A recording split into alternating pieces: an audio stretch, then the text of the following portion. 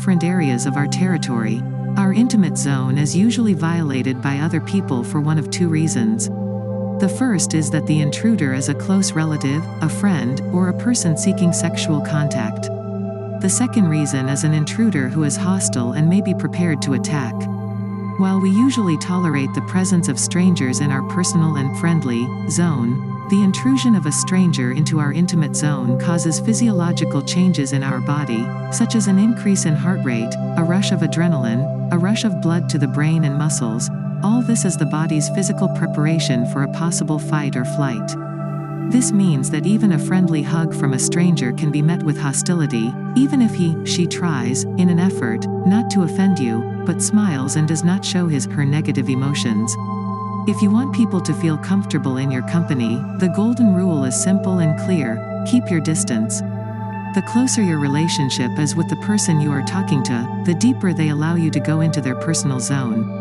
For example, a new recruit may at first feel that the other members of the team are looking down on him, but in fact they are only keep him in the so-called friend zone until they get to know him better.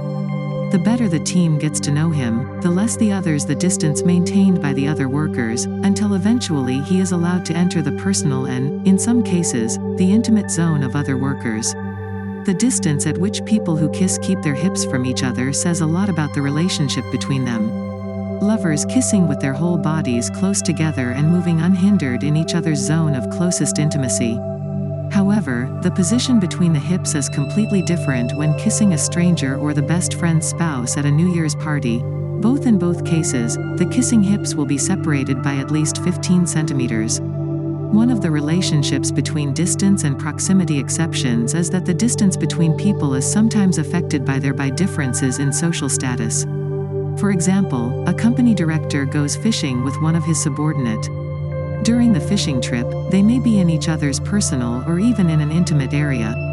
Don't forget to click the subscribe button to help my channel grow, giving me the motivation to keep creating content. However, during working hours, the director maintains his fishing buddy at a friendly distance from him, respecting the unwritten rules of social relations. Crowding at concerts, in cinemas, in lifts, trains and buses involves the inevitable penetration of each other's intimate zone. It is interesting to see how people react to this inevitable invasion of those around them. There is a set of unwritten rules that one must follow when surrounded by people in a crowded environment, like a cramped elevator or bus. Western cultures follow them to the letter. These are the rules. 1. You are not allowed to talk to anyone, not even close acquaintances. 2. You must avoid eye contact with people around you at all times.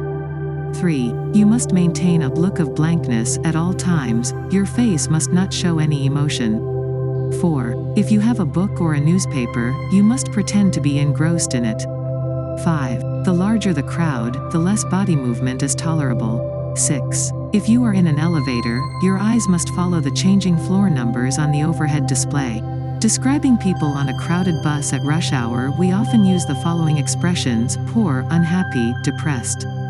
These labels are used because the faces of bus passengers are usually pale and expressionless.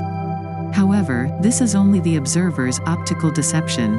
What the observer sees as a crowd of poor passengers is actually a group of people scrupulously adhering to unwritten rules that apply in a public place in a tightly packed crowd of people. If you doubt that, the next time you sit in a packed cinema, try to examine your own behavior. When you sit in your seat and surrounded by lots of strangers, see how, like programmable robots, you begin to obey these unwritten rules. How you compete for territory, how you fight with your neighbor over the arm of the chair. Then you will understand why people who like to go to the cinema alone avoid taking their seats before the lights go down and the movie starts. When we are in a crowded lift, cinema hall or bus, the people around us cease to be human. That is, they seem to cease to exist altogether, and we suddenly stop treating their spontaneous intrusion into our intimate territory as an act of aggression. If you are interested in my content, don't forget to click the subscribe button. An angry crowd of protesters, mobilized to fight for a common cause, also do not react to each other as individuals whose personal territory has been violated. In this case, completely different laws apply. The greater the density of the crowd, the less space each individual has, and so their rage increases steadily.